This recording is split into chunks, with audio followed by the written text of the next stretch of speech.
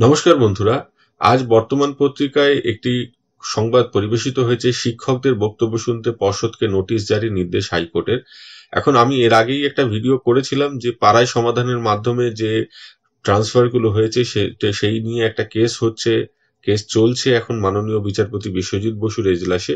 সেই কেস সম্পর্কেই এই রিপোর্টিংটা। সেখানে বলা হয়েছে পাড়ায় সমাধান কর্মসূচির মাধ্যমে মোট 438 জন শিক্ষকের বদলি হয়েছে। এই বদলি প্রক্রিয়াকে চ্যালেঞ্জ করে দায়ের হওয়া মামলায় এমনই তথ্য উঠে এসেছে হাইকোর্টে। এবার ওই শিক্ষকদের বক্তব্য শুনতে চায় হাইকোর্ট।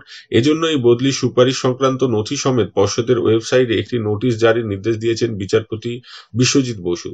তারপর সংশ্লিষ্ট জেলা স্কুল পরিদর্শকরা ওই 438 জনকেই পৃথক নোটিশ পাঠাবেন, উল্লেখ করা হয়েছে বিচারপতির নির্দেশে।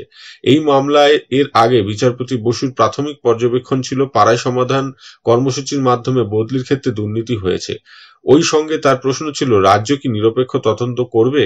তাদের তদন্তে উদাসীনতা থাকলে দায়িত্ব হস্তান্তর করা হবে কেন্দ্রীয় সংস্থাকে। পর্ষদের এর আগের হলফনামায় স্পষ্ট যে পাড়ায় সমাধান থেকে আসা বদলির আবেদনই কার্যকর করা হয়েছে। সবটাই হয়েছে কমিশনের নির্দেশে। বদলি হয়েছে মোট 438 জনের। তবে বাস্তবে কমিশনের নির্দেশে ওই বদলি কার্যকর হয়েছে কিনা তার ব্যাখ্যা সহ রাজ্যের রিপোর্ট 26 ফেব্রুয়ারির মধ্যে পেশের নির্দেশ দেন বিচারপতি। কিন্তু যথাসময়ে রিপোর্ট জমা দিতে পারেনি রাজ্য। রিপোর্ট জমার জন্য আরো সময় চেয়েছে তারা। বিচারপতি জানিয়েছেন রাজ্যকে এই রিপোর্ট জমা দিতে হবে 20 মার্চের মধ্যে। এই মোটামুটি খবরটা। যেটা বোঝা যাচ্ছে, এই যে 438 জন যারা পাড়ায় সমাধানের মধ্যে নিয়োগ হয়েছিলেন তাদের হয়তো আলাদা করে নোটিশ পাঠাবে এবং এই 438 জন ক্যান্ডিডেটকে কিন্তু হয়তো কোর্টে হাজিরা দিতে হতে পারে। এর মধ্যে যে বদলিগুলোর কোনো ট্রেস পাওয়া যাবে না, যে আইন মাফিক হয়েছে, তাদের ক্ষেত্রে মাননীয় বিচারপতি কিন্তু বলেছেন, যেটা ওইখানে ভার্বালি বলেছেন, যে এদের আগের স্কুলে ফেরত পাঠানো হবে। এই বদলিগুলো বেআইনি, এইগুলোকে আগের স্কুলে ফেরত পাঠানো হবে।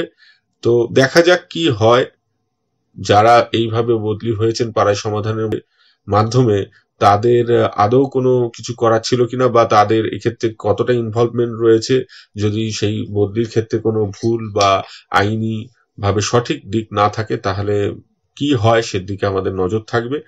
আজকে এই পর্যন্তই। সকলে ভালো থাকবেন, সুস্থ থাকবেন। ধন্যবাদ।